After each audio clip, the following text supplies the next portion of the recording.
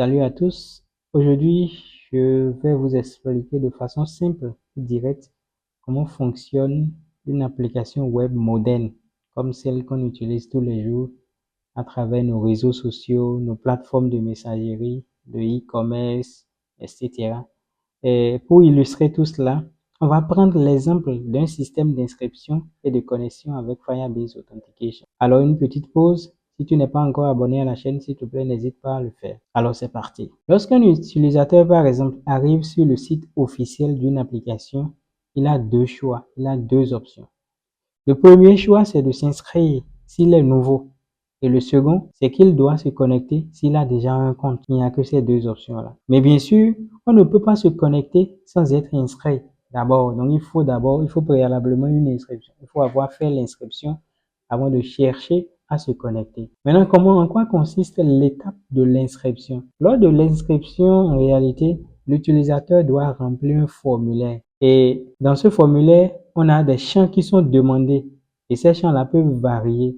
On peut lui demander, par exemple, son email, son mot de passe, son prénom, son pays, son numéro de téléphone. Mais les deux informations les plus importantes dans tout ça, c'est le mail et le mot de passe. Ces deux informations-là sont importantes lorsque nous sommes dans le cas de Firebase, qui est le vérificateur. Donc, une fois le formulaire envoyé, lorsque le formulaire est rempli et envoyé, le vérificateur, qui n'est rien d'autre que Firebase, lui crée un compte utilisateur sécurisé qui est basé sur ces deux éléments, c'est-à-dire il utilise le mail et le mot de passe pour lui créer un compte.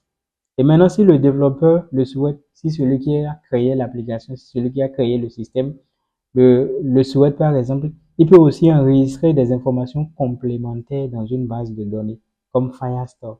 Donc, il peut te demander lors de l'inscription ton nom, ton âge, le sexe, quoi encore, beaucoup d'autres informations. Voilà. Maintenant, après ça, il y a une étape de vérification. C'est-à-dire que Firebase peut maintenant envoyer un mail de confirmation à l'adresse qui est saisie préalablement. C'est-à-dire, tu as entré le mail de quelqu'un, par exemple.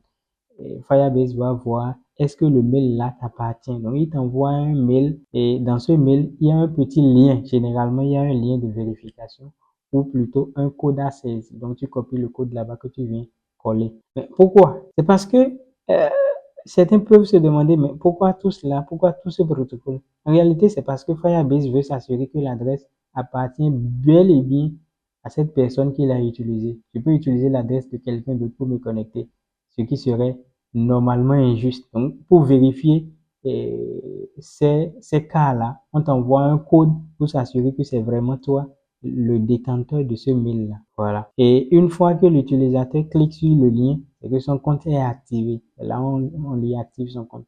Donc, ça peut être un lien sur lequel tu vas cliquer. Ça peut être ne rien faire. Ça peut être un code qu'on va t'envoyer, etc.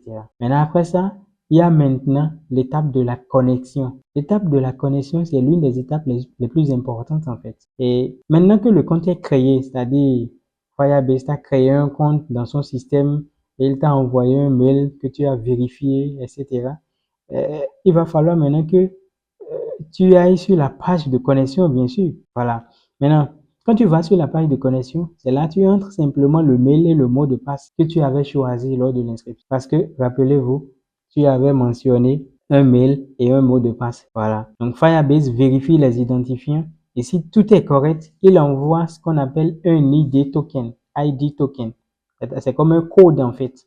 Et ce token, c'est comme une carte d'accès universelle numérique en fait, qui prouve que l'utilisateur est bien authentifié. Voilà. Et après cette étape-là, on peut avoir l'accès aux zones privées, c'est-à-dire quand tu es autorisé, quand tu as les autorisations de l'application, tu peux maintenant explorer à fond l'application. Tu peux maintenant fouiller tel que tu veux. Tu peux avoir accès aux messageries. Tu peux avoir la possibilité de transférer des images à tes amis, de communiquer avec des gens, d'utiliser les autocollants, les stickers et tout ce qui va avec. Voilà. Donc, c'est en cela que euh, l'authentification, en fait, est importante.